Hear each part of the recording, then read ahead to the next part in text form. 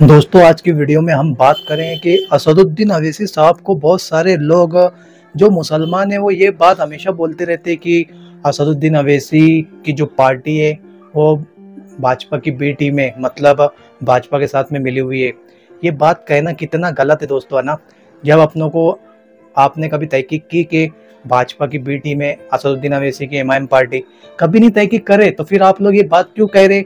और दूसरी बात कि आपने तहकीक नहीं किया और एक इल्ज़ाम जैसा बोलेंगे तोहमत लगाना किसी के ऊपर कितना बड़ा गुनाह है दोस्तों।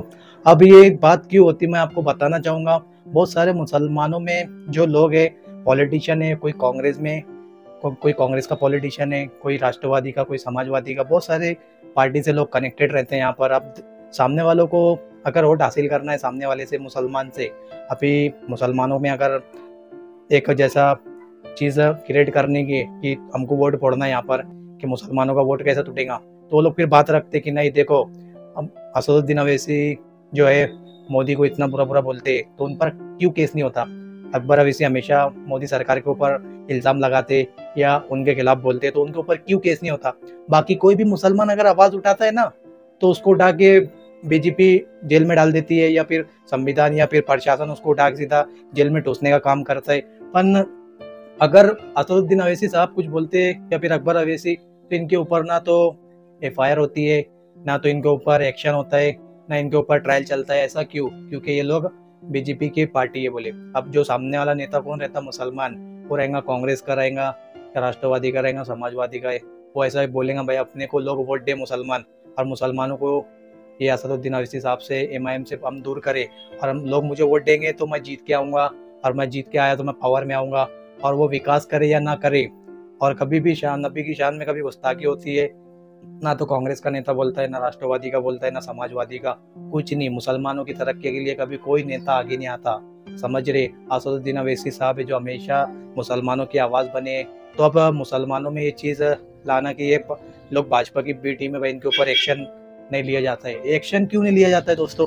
क्योंकि सबसे पहली बात आपको दिमाग में ये नोट करनी है कि असदुद्दीन अवैसी साहब पर क्यों नहीं एक्शन होता है। तो पहली बात यह है कि वो संविधान के दायरे में रहकर बोलते हैं। वो इंसान के पास में इतना इल्म, उसको पता है कि कौन सी सिचुएशन में क्या चीज़ बोलनी चाहिए, समझे। संविधान का इस्तेमाल करना जानता है वो। अभी भाजपा क्या कर रही है, संविधान का इस्तेमाल करके मुसलमानों को, वह मुसलमानों के ऊपर कोई भी कानून बना रही है, क्योंकि मुसलमान जानता ही नहीं संविधान क्या चीज़ है, ना पढ़ना लिखना जानता, ना इल्म हासिल करना जानता, पढ़ाई लिखाई में अपन एकदम पीछे। तो भाजपा ऐसा कर रही है कि अभी कि मुसलमानों के खिलाफ कानून बनाते जाओ, क्योंकि मुसलमान सोया हुआ है, क्योंकि मुसलमान ये चीज़ के बारे में नहीं जानता।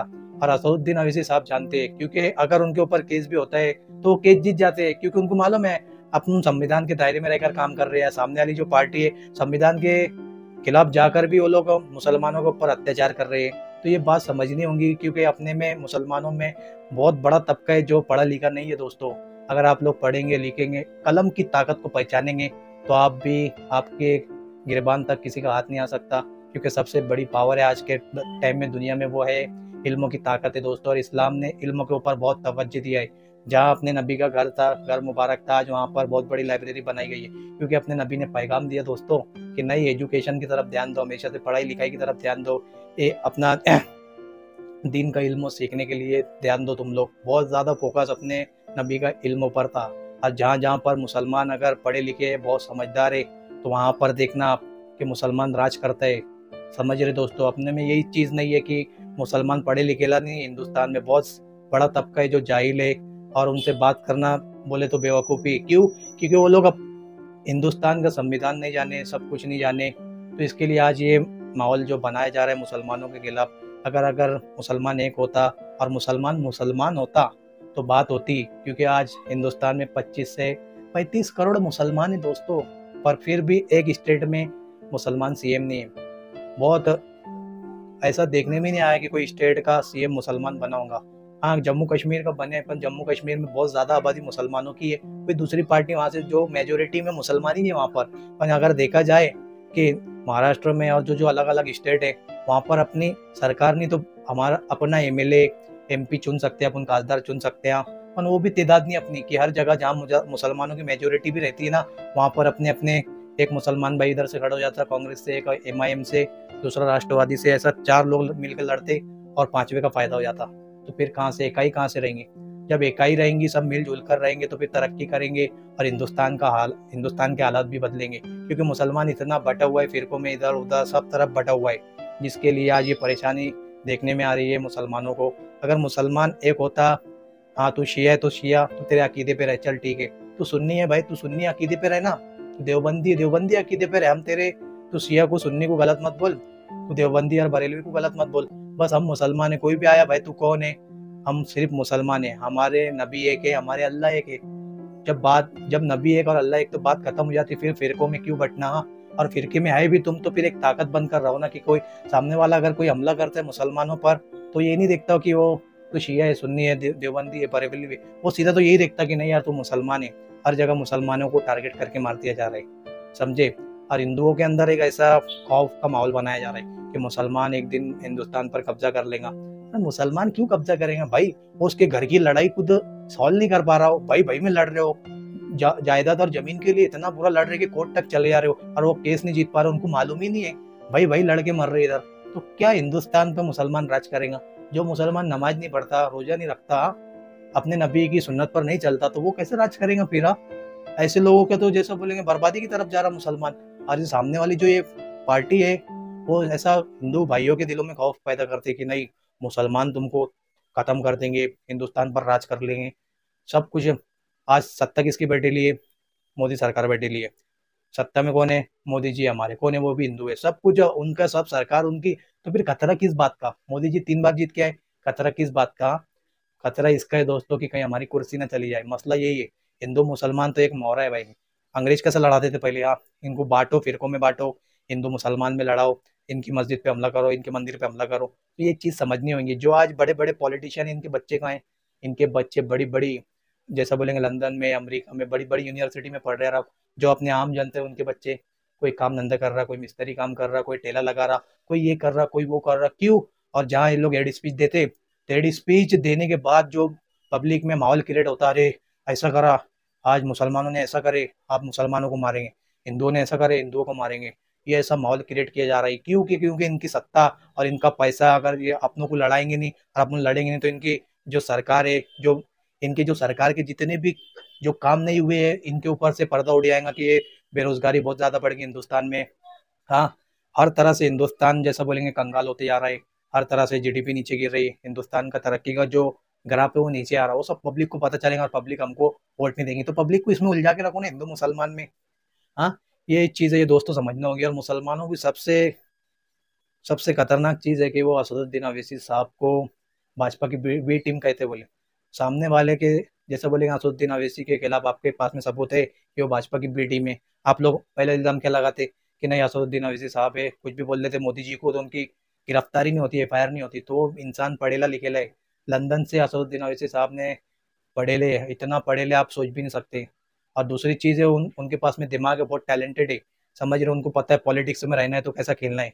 क्योंकि सामने वाले नेता भी बहुत कुछ मुसलमानों के बारे में बोलते हैं, ये आपको नोट करना है कि भाजपा के जो नेता है हमेशा, एक तो बोलता था मस्जिद में घुस के मारेंगे, उसकी गिरफ्तारी नहीं हो रही, क्यों नहीं हो रही। तो ये चीज़ आपको समझनी होगी। और यहाँ संविधान के दायरे में रहेगा असदुद्दीन अवैसी साहब बोलते, तो सरकार किसकी है, भाजपा की सरकार है, फिर भी इनकी गिरफ्तारी हो रही है। ये चीज़ आपको समझना पड़ेगा। ये ऐसा नहीं कि जाहिल पानी की उल्टी सुटी बात बोल दिए कि असदुद्दीन अवैसी भाजपा की बी टीम में। ये ऐसा बोलना बहुत गलत है, तुम्हारे पास प्रूफ नहीं है, तुमने तहकीक करे कभी, यहाँ नहीं करी। असदुद्दीन अवैसी साहब मुसलमानों के हर मुद्दे के लिए आवाज उठाते, कोई पार्टी का नेता आगे नहीं आता, संसद में भी नहीं। राहुल जो निकला था, राहुल गांधी की हम मोहब्बत की दुकान खोलेंगे, उनका ही नेता हिमाचल में जो एमएलए वहाँ का, हिमाचल का, इतना बुरा हेड स्पीच दे रहा है दोस्तों, मुसलमानों को बांटने की बात कर रहा है कि घुसपैठी जो बांग्लादेशी मुसलमान है हिमाचल में आके बसेले, इनको निकालो बोले यहाँ से। क्यों भैया, मुसलमानों से इतनी नफरत हो, संसद में खड़े रह के हेड स्पीच दे रहा, कौन, हिमाचल का एमएलए दोस्तों।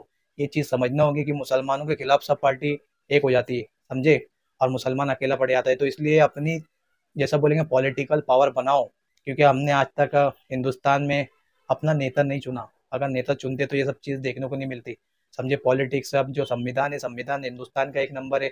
बाबा भीमराव अम्बेडकर ने जो यहाँ पर संविधान लिख कर गए, वो एक नंबर संविधान है जी। किस तरह से पहले दलितों को उनकी इज्जत नहीं थी, उनको बहुत झिटकारा जाता था, उनकी कोई रेस्पेक्ट नहीं करते थे। हाँ, आज दलितों को भीमराव अम्बेडकर जो हिंदुस्तान के संविधान लिखे, उन्होंने उनको ऐसा और इतनी बेहतरीन चीज़ दे कर गए कि वो हर जगह गवर्नमेंट सेक्टर में उनको हर जगह जैसा बोलेंगे अपन हर जगह उनको आरक्षण है दोस्तों, हर जगह जॉब पर ऊँची-ऊँची पोस्टों पर है वो। क्योंकि वो लोग ने उनके नेता को पहचाने और आगे बढ़ाए, जिसने आगे चलकर हिंदुस्तान का संविधान लिखा दोस्तों। समझ रहे बात? अगर आप उनने आज अपना नेता नहीं पहचाने, बहुत सारे उलमा लोग हैं जो असदुद्दीन अवैसी साहब को सपोर्ट करते हैं, पर कुछ-कुछ मौलाना लोग भी जो आके सामने बोल देते हैं कि ये तो बाँटने की बात करते हैं, हाँ, तो ये बात बहुत गलत है।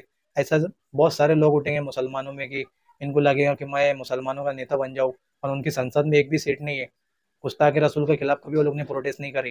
जैसे जमीयत वालों ने करे होंगे, पर जो मौलाना महमूद मदनी साहब है, वो असदुद्दीन अवैसी पे बोलते हैं कि अवैसी बाँटने की बात करते हैं, ये करते हैं। तो ये चीज़ समझनी होगी जनता को कि कौन क्या किधर की पॉलिटिक्स कर रहा है, क्योंकि संसद में सिर्फ एक ही अभी असदुद्दीन अवैसी साहब है जो मुसलमानों के हक के लिए आवाज़ उठाते हैं, और बाकी कोई नहीं है कि कोई ऐसा, हाँ भाई तुम अगर जमीयत चला रहे तो तुम एक आधी एमएलए एमपी या खासदार भेजते दिल्ली के अंदर जो अपने हक के लिए बात करे, पर ऐसा कुछ नहीं हुआ।